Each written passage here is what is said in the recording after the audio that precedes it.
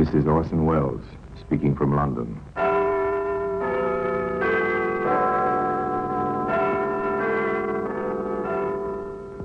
The Black Museum. Here in the grim stone structure on the Thames, which houses Scotland Yard, is a warehouse of homicide, where everyday objects, a light bulb, a broken mirror, a stained blotting pad, all are touched by murder.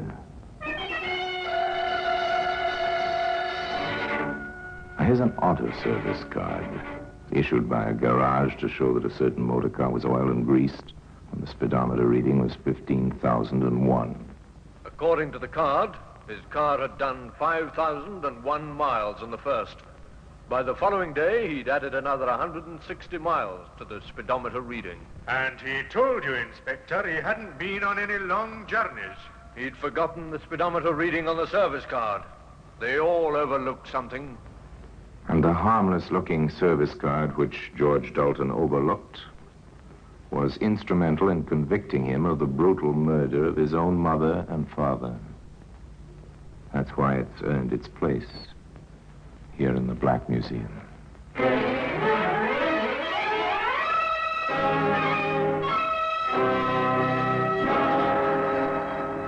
From the annals of the Criminal Investigation Department of the London Police, we bring you the dramatic stories of the crimes recorded by the objects in Scotland Yard's Gallery of Death, the Black Museum.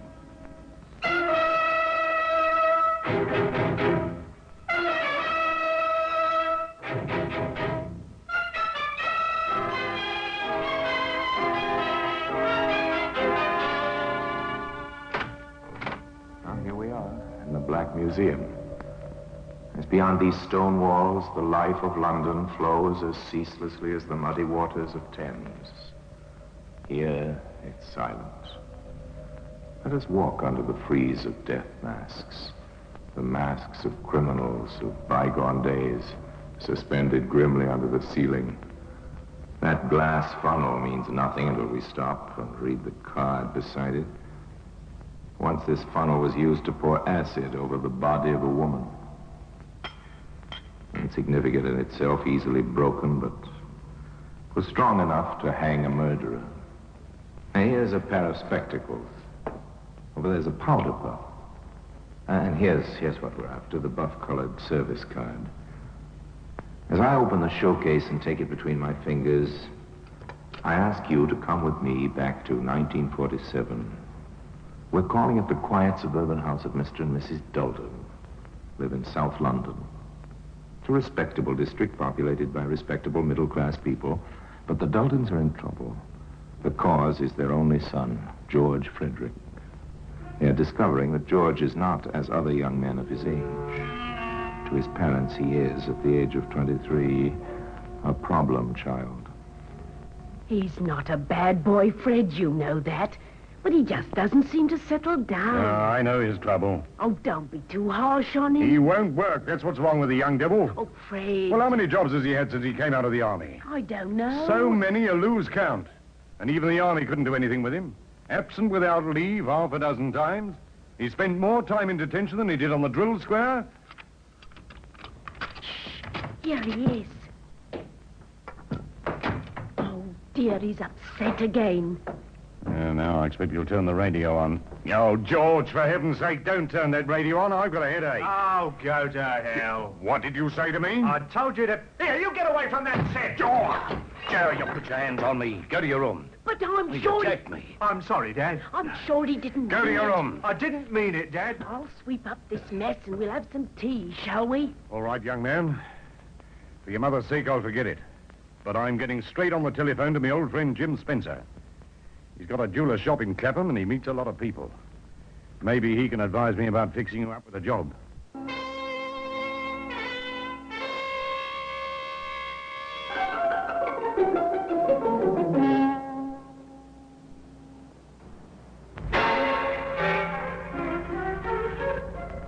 Jim Spencer, the jeweler, was white-haired in his 60s. He lived over his shop, which was quietly prosperous, and he had just lost a young assistant who, having learned something of the trade, had transferred to a larger firm. So George Dalton was taken on in his place, and for the first time, George seemed to be interested in his work.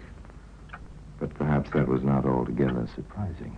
Pass me my eyeglass, will you, my boy? Here you are. Thank you. That's a very nice pendant you're working on, Mr. Spencer. Yes, it is, isn't it? How much is it worth? Why, give 100 guineas for it, and sell it at 120. Would the owner sell? Not this one. But I always keep a few £100 in the safe there, just in case I get a chance to buy something like this. Now, where did I put those tweezers?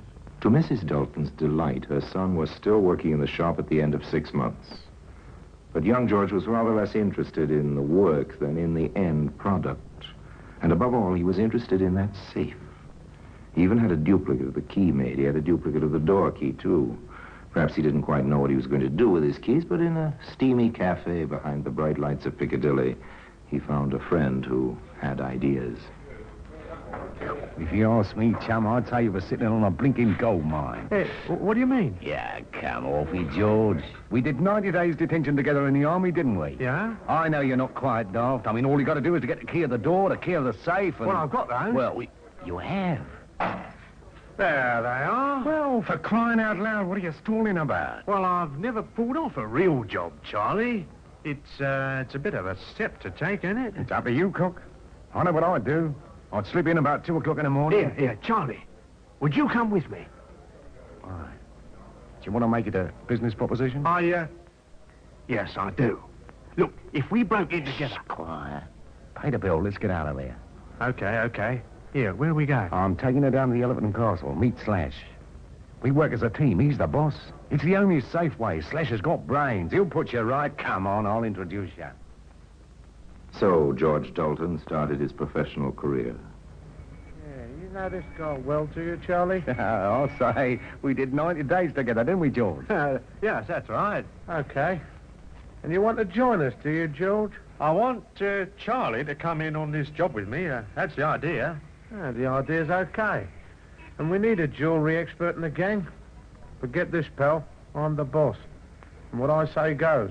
Do this job, you and Charlie, and take 50% of the profits. The rest goes into the organisation. Understand? Do you agree to the terms? Yes. Yes, I agree. Then that's fixed. Shake on it. This clinches it.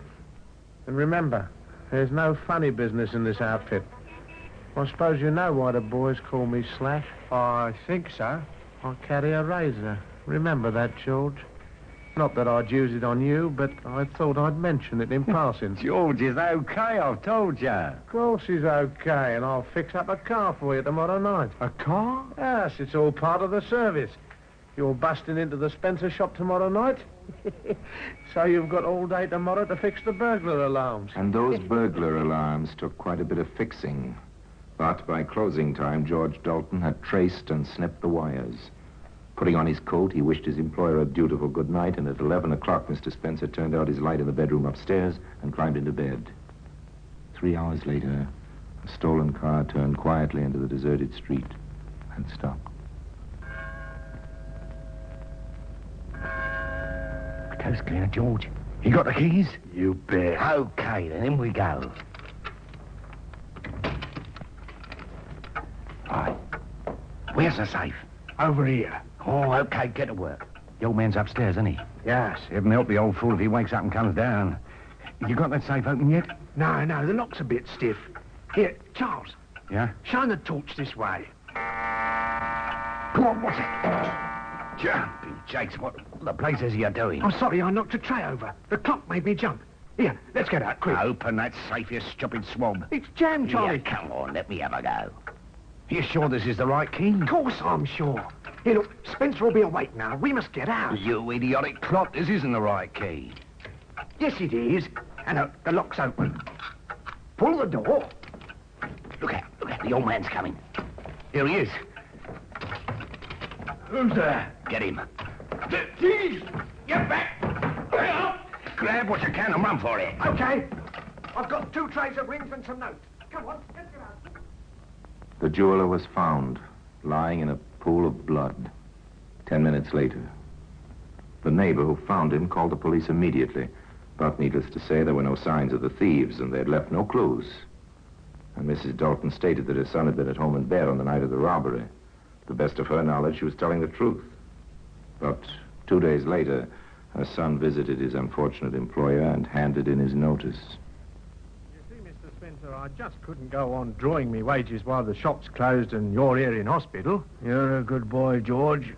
I only wish you knew enough about the business to carry it on for me, but I thought it wiser to put the stock away in the bank in case those rascals came back. I only wish I could get my hands on them, the dirty swine. Well, luckily they didn't get away with anything worthwhile. What do you mean? I thought that you... What did you think, George? I thought they cleaned you out. No, I'm too old a bird to leave valuables in the shop safe at night. I take 'em all upstairs to a real safe. I only leave the paste stuff down below. Didn't I ever tell you? No, you never told me.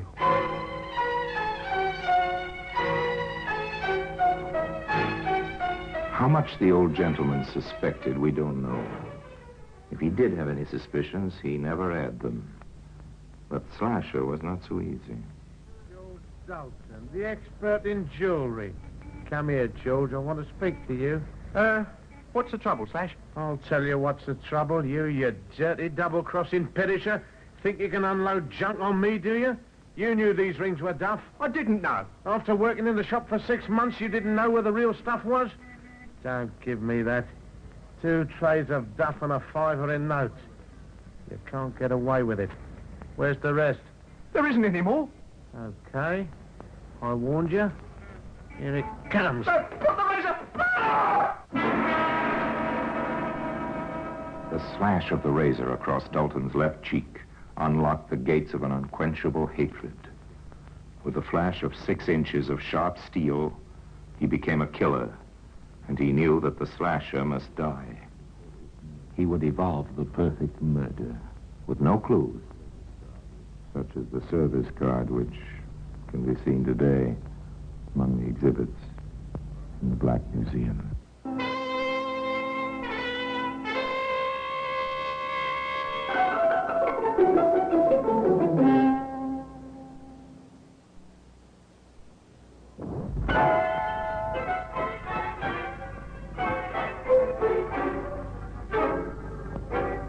We return to Dalton, the killer.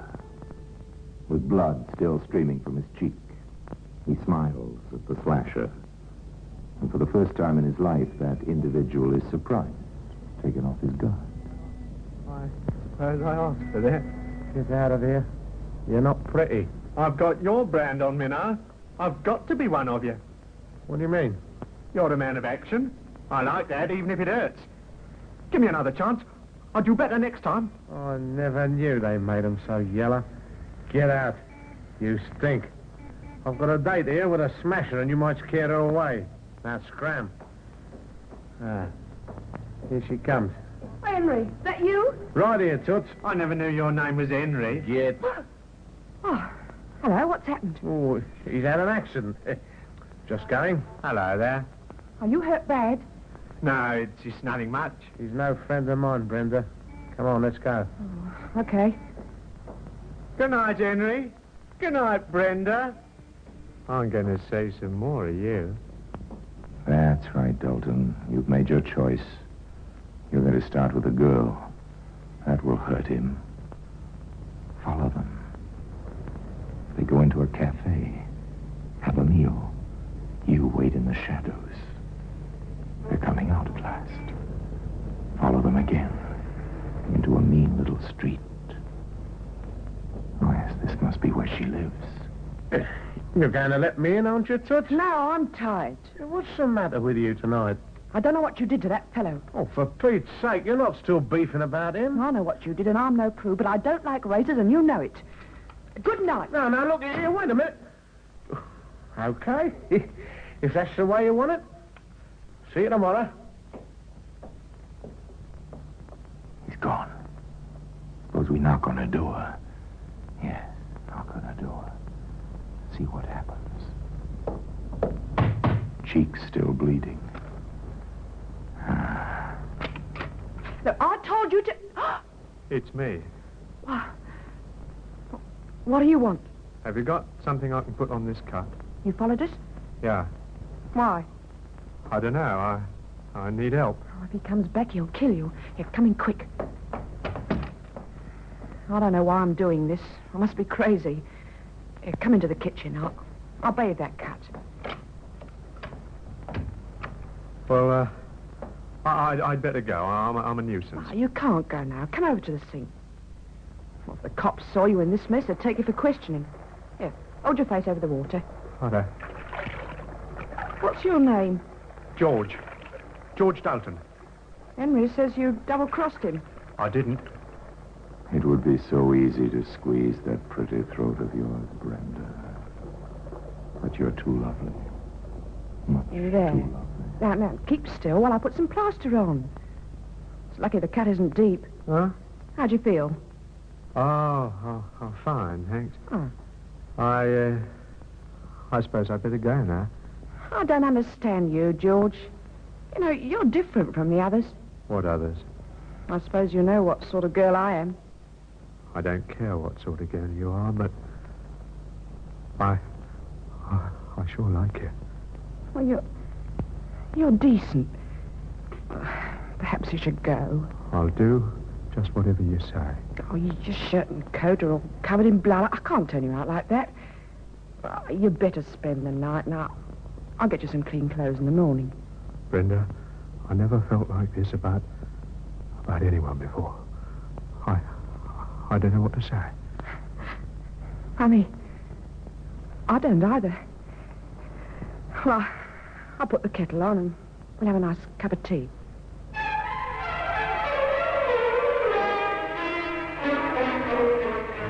Tea. As much a part of London's life as Buckingham Palace and the Houses of Parliament. Brenda made tea. The next morning she went out and bought her new lover the clothes he needed. He put on the clothes she'd brought him and went home. He knew quite well what he was going to do, and that night he borrowed his father's car, and at 9 o'clock he drove to the bomb site, where he knew the slasher would be waiting for Brenda. And in his pocket he had a short length of lead piping. As he approached his objective, he saw a movement in the shadows. It was the slasher. Well, if it isn't the jewel expert. Yeah. You come into money? Hello, Slash. How you doing? Well, what's the idea? Not looking for trouble, are you? What do you think? Get back, you dope! Now, that squares out a count. Now, I'll put you under the rug in the back of the car and I'll take you for a little ride.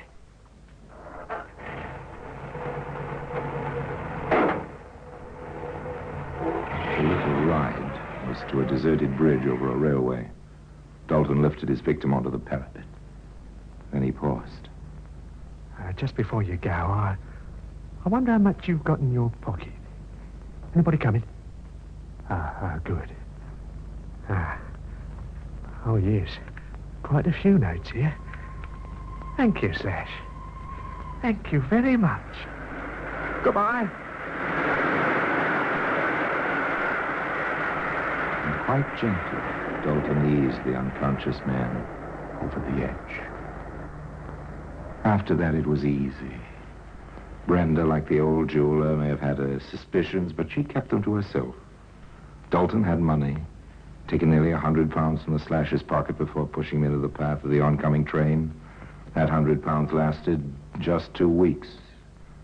2 glorious weeks. The happy couple celebrated those weeks in the famous seaside resort of Brighton. Then, on the morning of January the 1st, 1948, with funds running low, George Dalton took his father's car into the Carduck service station to be oiled and greased. Now, why did he do that?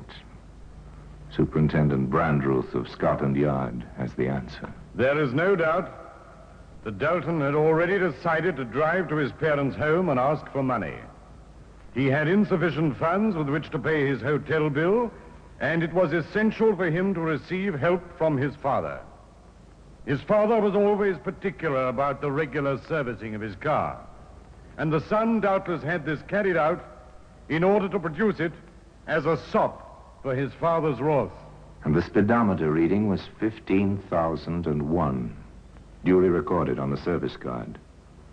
So George Dalton drove the 50-odd miles to his home on what was to be his fatal journey. He was hampered by fog on the way, and when he eventually turned into his own street, the fog was very thick.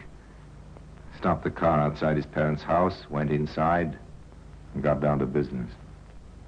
I'm sorry, Father, but I've got to have the money quick. Well, who the blazes do you think you're talking to? You take my car for a weekend, you keep it for a fortnight? Well, I've had it serviced. I don't care if you've had it rebuilt. You'll never drive it again. Billy nearly got onto the police and reported it stolen by you. And now you have the infernal impudence to demand £50, just like that. If I don't have it, I'll go to prison. The hotel won't Then you'll have to go to prison. You'd have gone there a long time ago. It might have brought you to your senses. You're my own son, but I'm disgusted with you. Go on, get out. You can't send me away. Can't I? There's the door now. Now, go on, get out. Oh, no, you don't. Take your hands off me, you young rascal. Your mother. Give me that money, will you? You're mad. You're choking me. George, what have you done? He's dead. Stop that noise, you!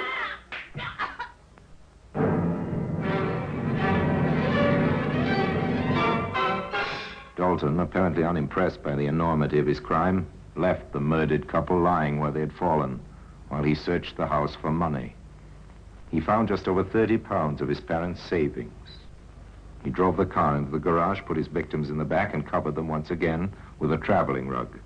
Then, as he cleaned the house and locked up after himself, as darkness fell, he drove to the nearest bridge over a railway.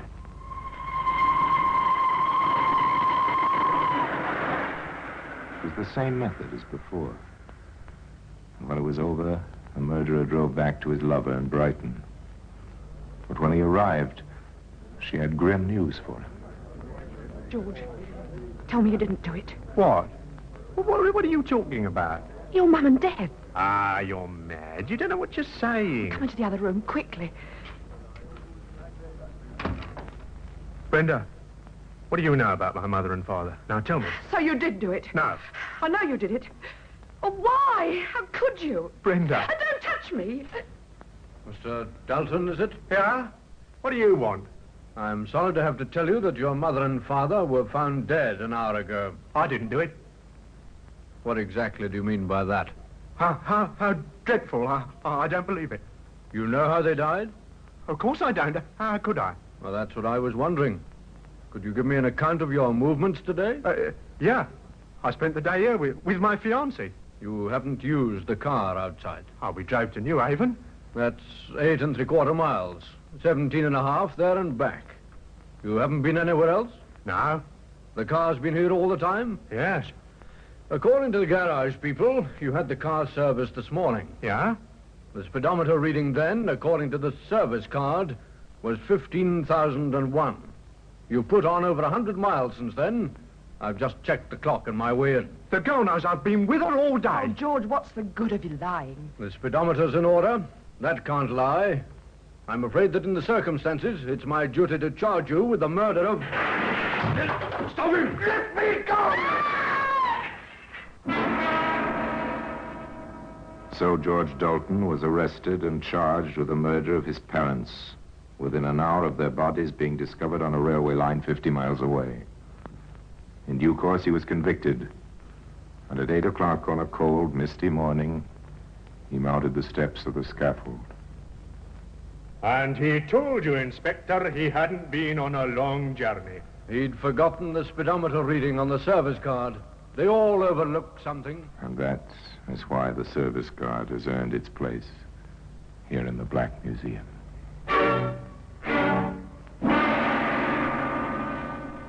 Orson Welles will be back with you in just a moment. You may be wondering how George Dalton was traced so quickly. When his parents' bodies were discovered, the police immediately went to the Dalton residence, expecting to find the son. Both the son and the car were, of course, missing. It was the work of a few minutes to trace the make and number of the vehicle, and the general alert was put out all over the country. Police officers visited garages, and the telltale service card localized the search to the Brighton area, where Dalton's name was recognized in the hotel. The girlfriend was questioned while George Dalton was already being tailed by a police car into the hotel forecourt. At this stage, of course, there was no evidence against him, but the police allowed him to get into the hotel before questioning him. So they proved the theory that by giving a criminal just enough rope, he'll surely hang himself, which is what Dalton did, with the aid of the buff-colored service card, which has earned its honored place here in the Black Museum. Now, until we meet next time in the same place, and I tell you another story about the Black Museum, I remain, as always, obediently yours.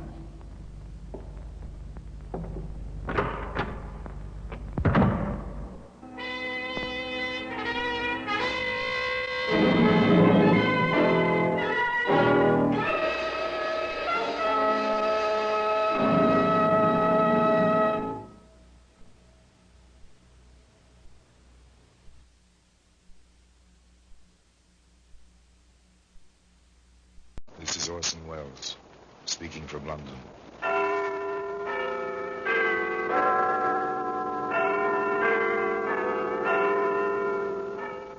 The Black Museum, a repository of death, a repertorium of violence. Here in the grim stone structure on the Thames, which houses Scotland Yard, is a warehouse of homicide, where everyday objects, a carpenter's saw, a manicurist's orange stick, a 10-penny nail, all are touched by murder.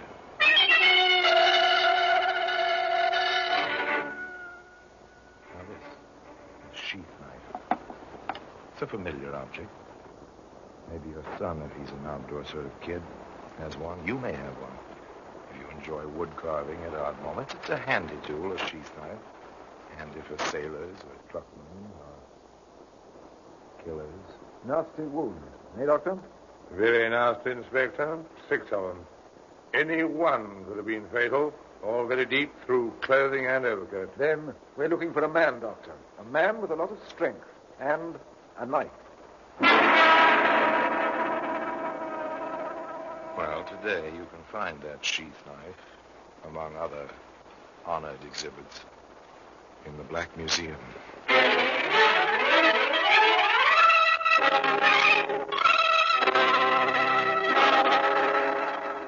From the annals of the Criminal Investigation Division of the London Police, we bring you the dramatic stories of the crimes recorded by the objects in Scotland Yard's Gallery of Death, the Black Museum.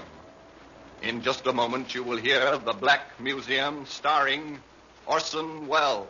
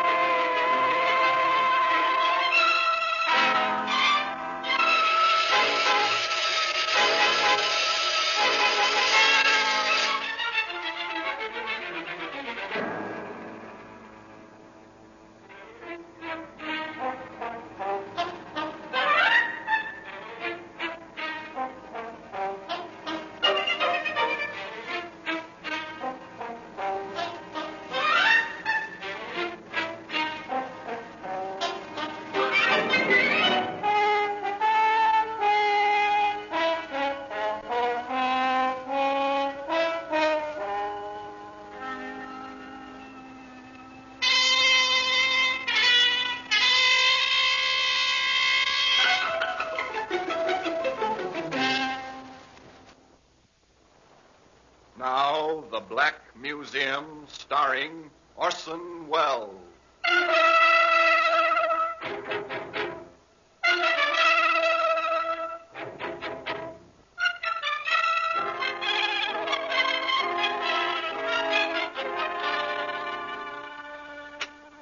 Here we are. This is the Black Museum. Scotland Yard's mausoleum of murder. A functional place with its shelves and cabinets, its glass-topped exhibit tables, and the neat white cards identifying time and place and killing. Yet over the whole thing, a kind of aura, a mystery, as if the manipulators of these weapons still waited to pick them up, just beyond the shadows. Here lies death. 100 deaths, 700 in fact, collected over several generations. Would you call this a weapon? Look here, it's a boot. A leather riding boot was obviously made for a gentleman who rode behind the hounds, but another gentleman's pink hunting coat was stained with blood when this boot became a bludgeon. This seems obvious. It's a hypodermic needle. It was once filled with poison. Here we are. Here's the sheath knife I was telling you about. Leather sheath, Sheffield steel, bone handle. It's a pretty instrument in its way. But the story connected with it isn't quite so pretty. It begins one coldish night in November, as a suburban train drew into the dark station at Ilford, a short distance from London. Two men rose to shrug on overcoats. In the same car, a man and woman rose too. Evelyn and Fred Winters, shipping clerk and his wife, returning to their little house in Ilford. Careful, dear. It's dark on the platform. You might go first, even if you are married to me. Huh? Oh, yeah. Yes, of course, yes. All right, Evelyn. Come along now. Train will take you on with it. You'd like that, I expect. No, we had a nice evening. You're tired now. You wouldn't talk like that.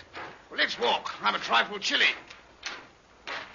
He's a patient man, this Fred Winters. He always manages to find excuses for his wife's nagging, but then Evelyn is a bit younger than Fred and quite good-looking in a rather daring manner, you know, with those tall, vividly colored girl, excellent figure, which she displays to advantage. Of course, all this was lost on the two men who left the train at the opposite end of the car from Mr. and Mrs. Winters. They stood on the platform for a minute or two, stamping their feet. And the Winters disappeared up the tree-lined street. For a moment or two, the two men followed. Apparently, they'd come to a decision. Whatever it was, it doesn't matter. It was never carried out. They heard.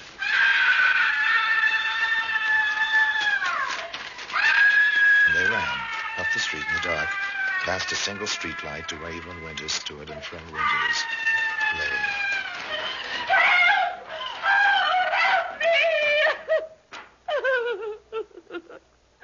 Someone ran out of the driveway. Then Fred fell. Oh, he's all over blood. He's dead. He's dead.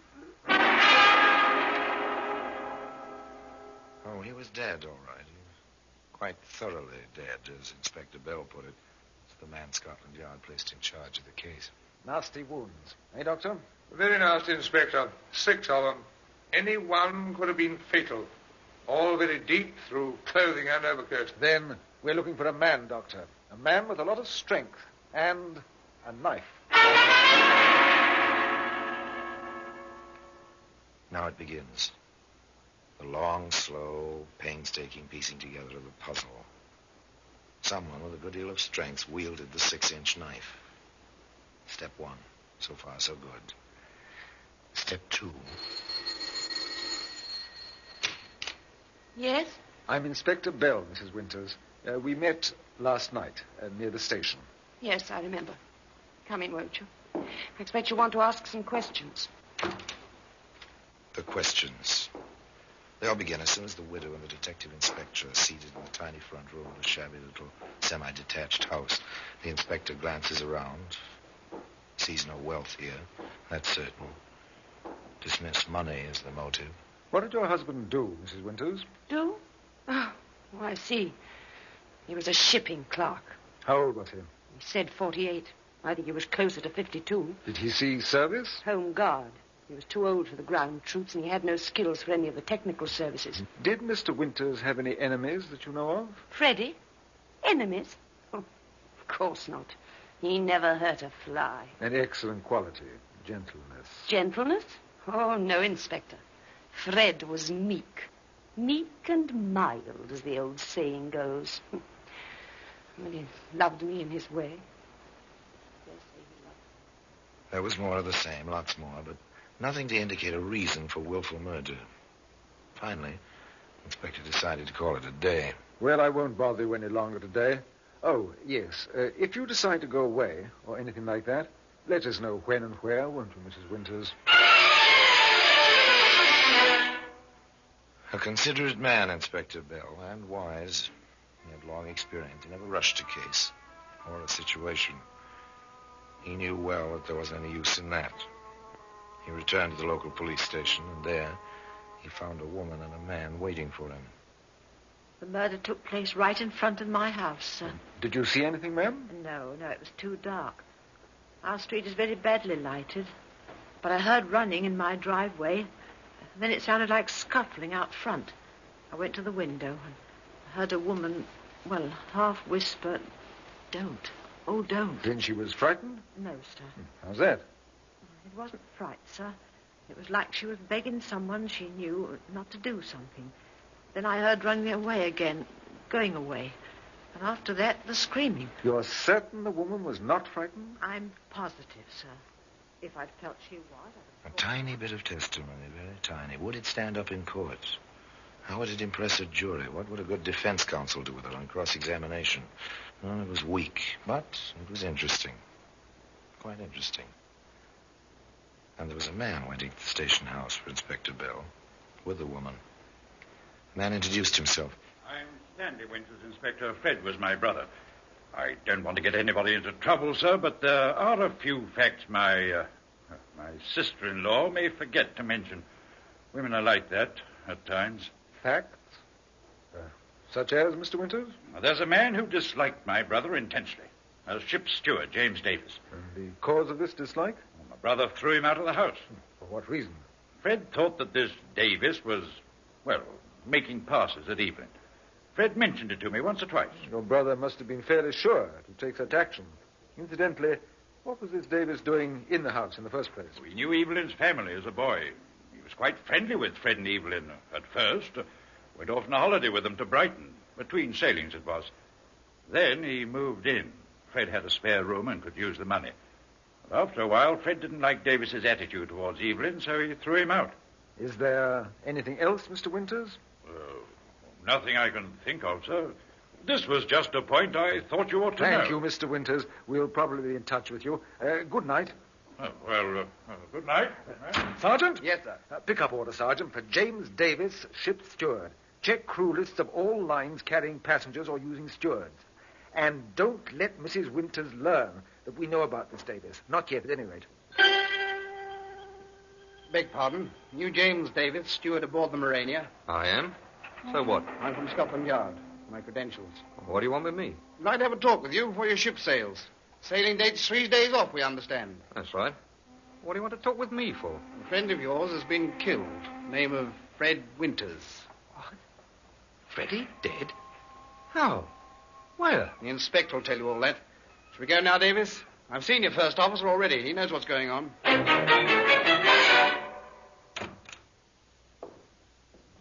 James Davis, Inspector. How do you do, Mr. Davis? Well, not so good.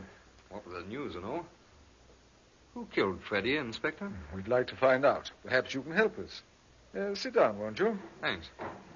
Yes, Sergeant, take care of Mr. Davis' overcoat.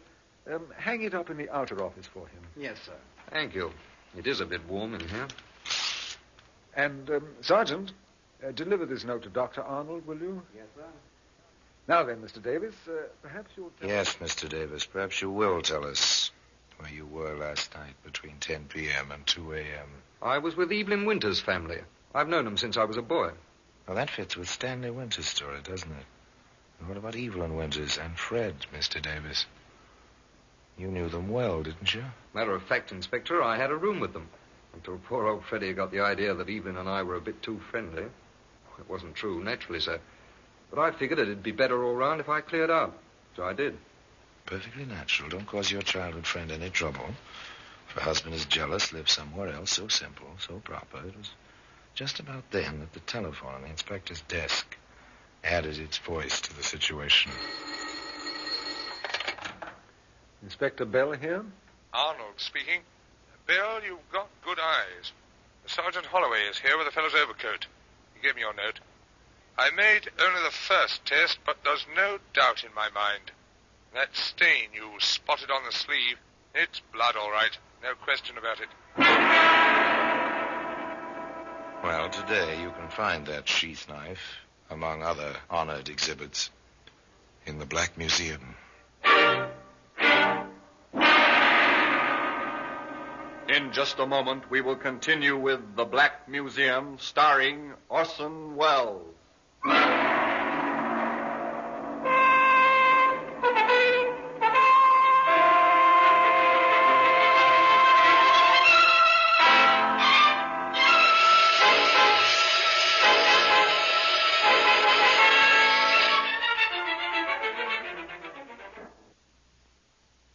Would you care for a touch of international chicanery? Orson Welles portrays the roguish crook Harry Lime, a clever thief, continually in the middle of an international hijinks. Be with him each week as he darts back and forth across the line of the law. Be in on his sophisticated plans, which always end with someone getting conned. Join KUOW Thursday evenings at 9:30 as we present The Lives of Harry Lime. But hang on to your radio. He may have that by Friday morning.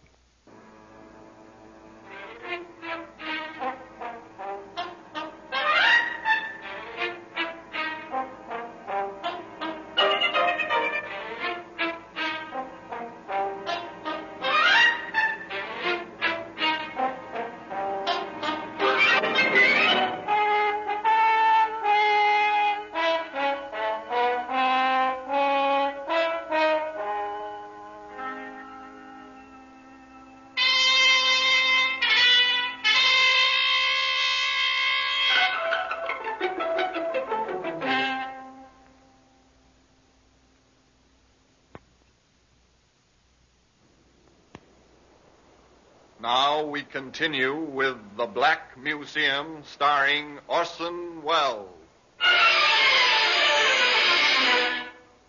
They kept what they knew from Jimmy Davis and from Evelyn Winters. Scotland Yard has a habit of not breaking news until they're certain of the facts. And blood on the cuff of an overcoat is only one fact. The rest was guessing. That's not enough. They drew other items from Jimmy Davis that day before they finished with his overcoat and with him. As I said, Inspector, I spent the evening with Evelyn's family. I've been doing that during my time ashore for years. I left them about 11 o'clock. It was something of a problem getting back to London. The trains out Manor Parkway aren't very frequent after 11. When I finally made it back to Victoria Station, the last train out my way was gone. I didn't have the cab fare, so I walked all the way home. Didn't get in until after 2 in the morning.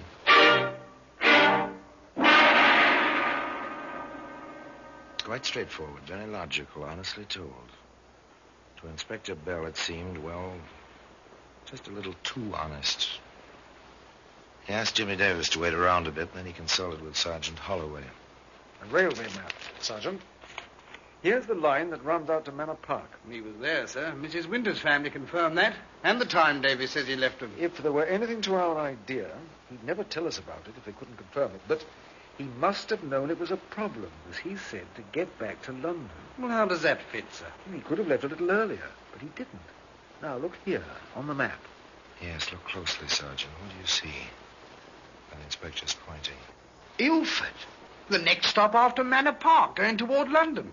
I see what you mean, Inspector. It might be quite simple. Board a train at Manor Park with a ticket for London, hop off the next stop, Ilford, knowing that Fred and Evelyn Winters will be on the midnight train down from London, wait in a dark driveway. Yes, it might be quite simple. The inspector thinks so, too. I think we'll ask Davis to stay here a day or two. His ship doesn't sail until day after tomorrow. Meanwhile, Sergeant, we'll get ourselves a warrant, and you can give his lodgings a thorough going over.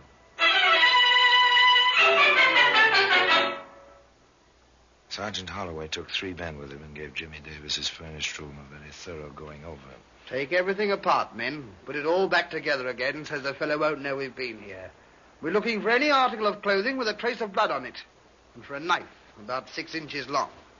Also, watch for evidence of Davis's associations with women. 3 points. Blood, a knife, and women. On point 1... Everything's clean. He must have missed the stain the inspector spotted on his overcoat. On point 2... Nothing. Absolutely nothing to indicate the man ever touched a knife. And as for point 3... It's a gold mine, Inspector. Davies had a special box full of letters. I didn't take the time to read them. One look at the signature on all of them was enough. Ever yours, Evelyn.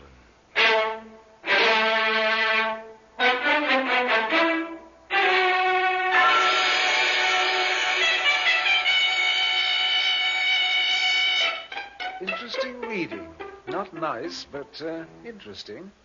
Darlingest, I can't explain it. I looked up digitalis in a medical dictionary at the library. It's a cumulative poison. Put it in Freddie's tea, but it had no effect. He just complained that it tasted bitter. I've given it to him for a week now. I'm afraid to make the doses any larger.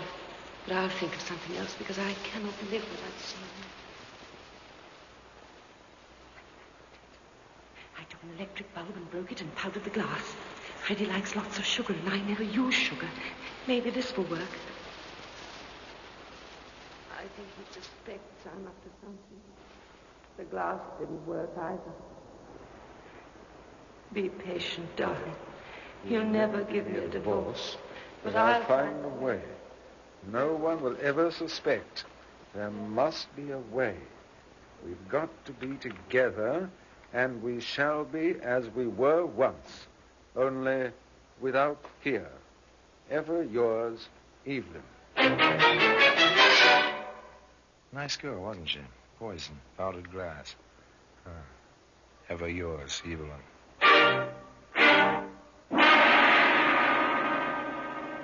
Inspector Bell called in Sergeant Holloway. Yes, sir? The letters. They'll go fine in court after we put the two of them together someplace and after we've found the weapon. Davis says he hasn't seen her in months, and she insists on the same thing. In one of the letters, she mentions meeting him at a tea room in the city. I'll cover that. You get down to Southampton to the Morania. Talk to the crew. Get everything you can on Davis. Check? Yes, sir. Check. In the tea room, Inspector Bell found an obliging waitress with an excellent memory. Tall, you say, sir? Auburn hair? Greenish eyes? Oh, now let me think a minute, sir. Yes, there was a woman comes in here, very good looking. If you like that kind of colouring. Many men do? Well, one man does. The one that comes in here with this woman. Afternoons mostly for an early tea. He's young. Oh, younger than she is, that's my guess. Very nice looking. Have you heard any names? Once it was... Yes, once I heard her call him Jimmy, darling. I see. Tell me, have they been in here recently? Say, in the last day or so? Oh, I think so. I seem to remember... Yes, the day before yesterday it was. Do you think you'd know them again? In a crowd, perhaps? Yes, sir. I'm sure now. Why, sir? Are they in trouble with the police? I wouldn't want to put nobody in trouble, not if I could help it. In trouble with the police? Well, a little. Just a little. If you call a growing sum of evidence in a murder case trouble. And it was growing. Sergeant Holloway went to Southampton. I gather from some of the other men that Davis was never too sociable, right? Ever show you any of his hobbies? Well, he didn't have any that I know of. Not, say, wood carving or anything like that? Oh, I never saw him use a knife on wood. Oh, he owned a knife. Oh, yes, sir. Slick-looking blade it was. Carried it in a sheath on his belt. And he liked to keep it pretty sharp, too. I see. Well, thank you, Carter. Thank you very much. But there are two themes here. They must be resolved together. A woman who followed the pattern of a sly, careful poisoner. A man who once owned a sheath knife. The planning of a careful crime. The execution of a crime of violence.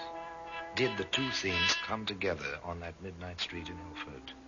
Was Jimmy Davis waiting behind the hedges? Did Evelyn Winters know he was there? Know that she was leading her husband to his death? There were answers to these questions somewhere. Inspector Bell went quietly and methodically about the business of getting those answers. I'm glad you could come in to see us, Mrs. Winters. I've been hoping you'd be able to help us. Oh, is that so, Inspector?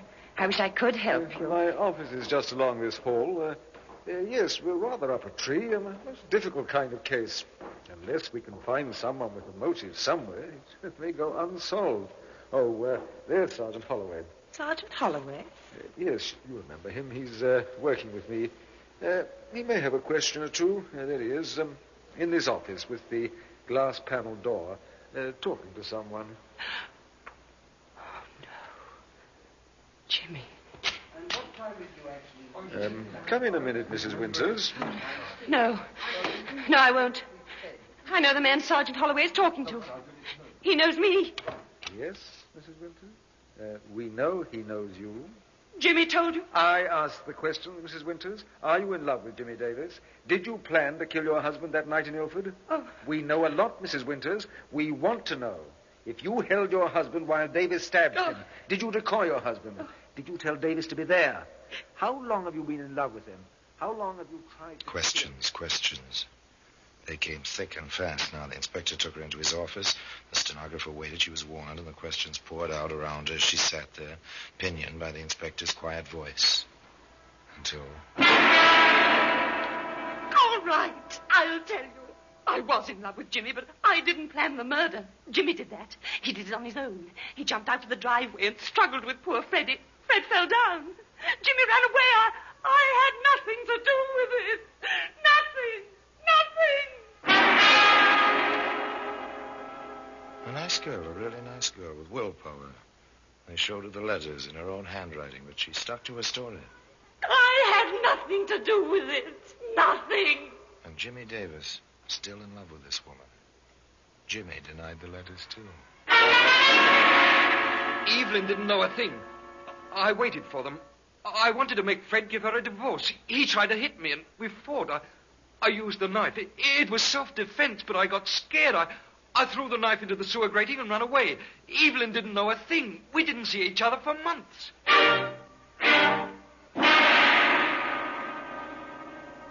What about the waitress who'll identify you, Jim Davis? What about your buddy and his story of the sharpening of a knife? What about the letters? What about the woman? Is she worth it? Evelyn didn't know a thing. She had nothing to do with it. Sorry, Davis. It's no use. You'll be tried together, and the chances are you'll hang together. Well, that's the story. That's how they wound up the case. And today, in case you're interested, you'll find that sheath knife in the Black Museum.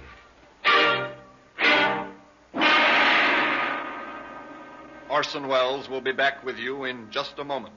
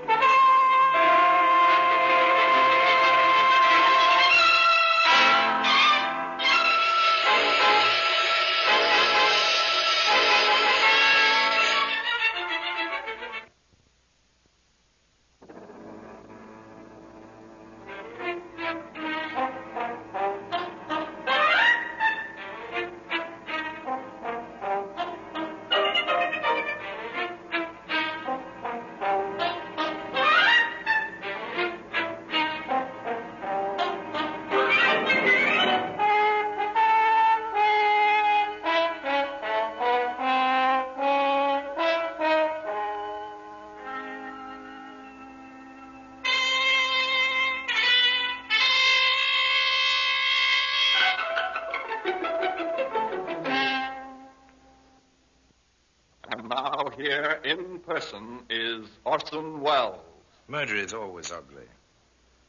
And in this case, the motive was heedless, reckless passion. And the ugliness was amplified by the long planning, the cruelty, and finally, by the end of the story. But Evelyn Winters died badly, unable even to manage the numbness of fatality which comes to so many murderers on the scaffold. She collapsed, had to be carried to the gallows, supported there by 2 jailers. The hangman, by the way, resigned his job shortly afterwards. And to the end, despite the letters, despite the evidence, Jim Davis tried to take all the blame on himself. But justice and death both were equal in this case. And the sheath knife remains in its customary place, in Scotland Yard, in the Black Museum. Now, until next time, till another story about the Black Museum, I remain, as always, obediently yours.